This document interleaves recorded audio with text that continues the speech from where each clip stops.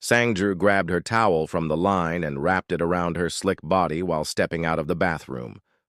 Once in her bedroom of average size, she collected her cell phone from the nightstand, and immediately her gaze caught the text message that had just beeped into her phone.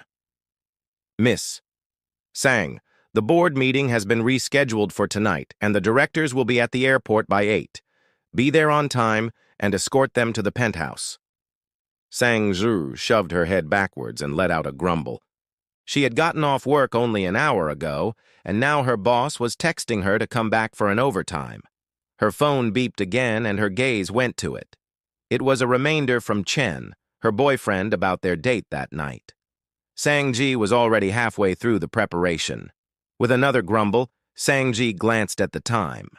It was 7:30, and she was supposed to meet Chen at his place for their date. She had no idea how to tell him she couldn't make it anymore. It would be the 4th time in a row that she was bailing on him because of work. How was she supposed to explain this to him? What if he's not as understanding like other times? Sang-zi didn't want to lose her job as much as she didn't want to lose her relationship with Chen. He was the best boyfriend she's had yet. She palmed her forehead and spent a minute, thinking. Chen could be understanding, but her boss? She greatly doubted. With a lot of competitors ogling at her position and waiting for her to make a mistake that would lead to her termination from SH Group, Sangju knew she would easily be replaced. A man like Kang wouldn't give consideration to the fact that she had worked as his secretary for 9 years, nor her contribution to SH. He would fire her at once if she makes a mistake. How she managed to stay with him for 9 whole years was a miracle to her and others that served in that position before her. Maybe she could pick up her boss's guest and plead with him to let her off for the night. If he needed her, Sia, a junior staff that was under her training, would assist him for the night. Also, his assistant was available. Hesitantly, she began messaging Chen. Babe, I'll be a little late to your place. I have to quickly do something for my boss, but it'll only take a few minutes. Please understand. I love you. She dropped her phone and began taking off her towel when Chen's reply came. A little nervous, she clicked on it. Your boss again. The first text read, and another popped in right after. You know tonight is special, babe. It's been all that I've dreamed of for months. If you're going to keep me waiting, at least send me some spicy pics to hold on to while I wait for you. Since you're in the shower, some shower pics will do. Please, baby. A naughty emoji was placed at the end. Sang-ji blushed hard. It was the first time Josh was asking for her nudes. Although she wasn't one who fancied sharing her naked pictures to anyone, she agreed to do it. He at least deserved that much from her for his patience and understanding. Quickly, she minimized the WhatsApp app for her gallery and selected 3 of her nude pictures with sexy poses that she took in the shower. No reply? She shook her head. Why was he so impatient? He must be excited. Sang-ji giggled as she sent the pictures. She waited for his reply, but it seemed to be delaying. The message already double-ticked, so she was certain he received it. Sang-ji shrugged it off, switched off the connection, and dropped her phone, hurrying to her wardrobe to pick out an outfit.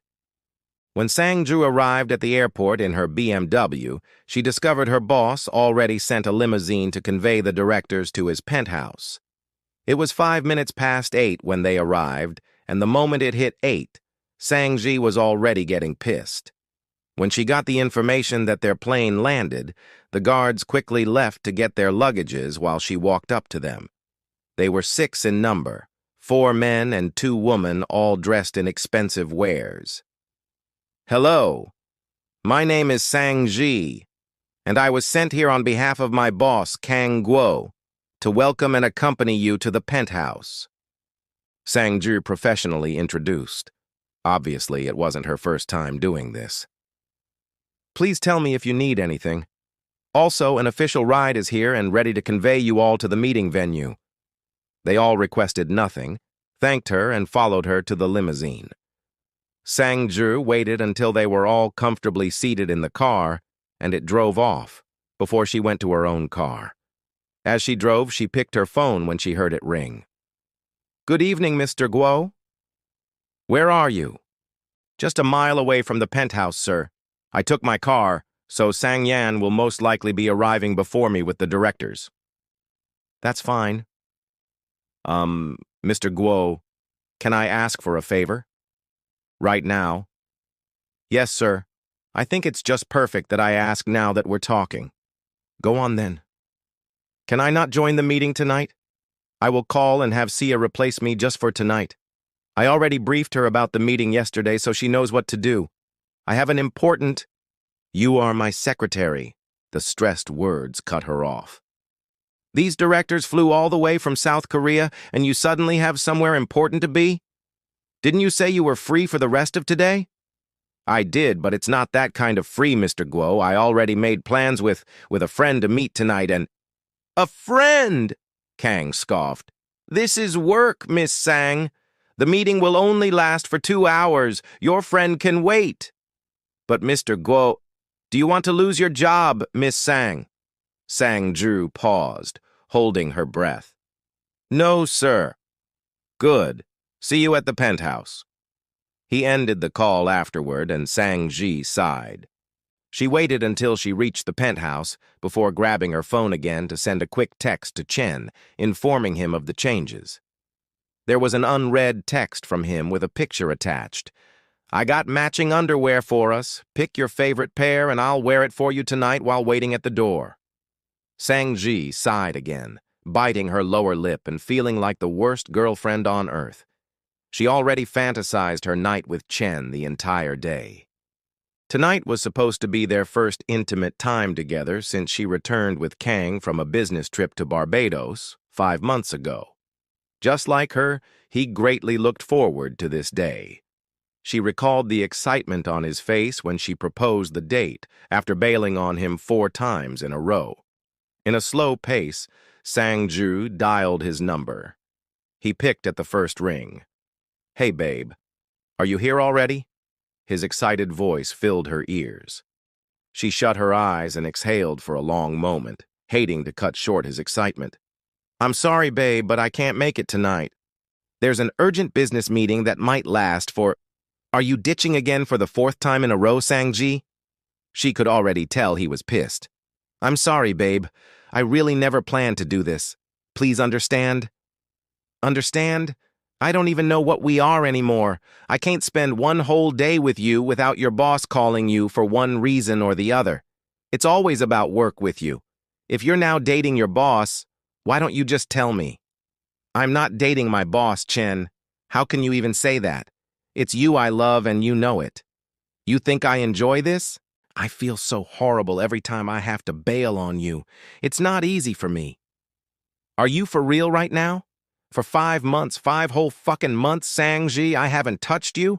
I'm stoned as hell right now because I'm no cheat, yet you say I'm being difficult?" "Babe, I didn't mean—" "You know what? I'll make it easy for the both of us. It's over. I don't want to have anything to do with you anymore. Now you can screw your boss undisturbed. I'm done being your fallback." A knot tightened in her chest. You're joking, right, babe? Don't call me that." "And I'm not joking, Sang-ji. Don't call me ever again." He fumed. "The pictures? You can keep them for your boss." Chen ended the call after that. Sang-ji dropped her head on the steering as a pool of tears welled up in her eyes. With a subconscious flashback, Sang-ji grabbed her phone and went through her chat with Chen. Scrolling down, she realized Chen never got the pictures, or rather, she didn't send the pictures to Boo, as intended. Panic kicked in as she checked whom she sent the pictures to. "Boss?" Her eyes widened and her heart thumped. She checked and discovered he hadn't seen the pictures yet. She has to stop him. Opening the car door, she looked up to find Kang on the stairs, outside the penthouse, his eyes fixed on his phone. Sang-ji gulped heavily as she glanced down at her phone again. Her eyes rested on the double blue ticks. Viewed 2 seconds ago. Sang-ji's heart dropped. "Oh, no, please. Fuck no." Looking back up, her body went limp when she found Kang's gaze now pinned towards her. Her life was officially over.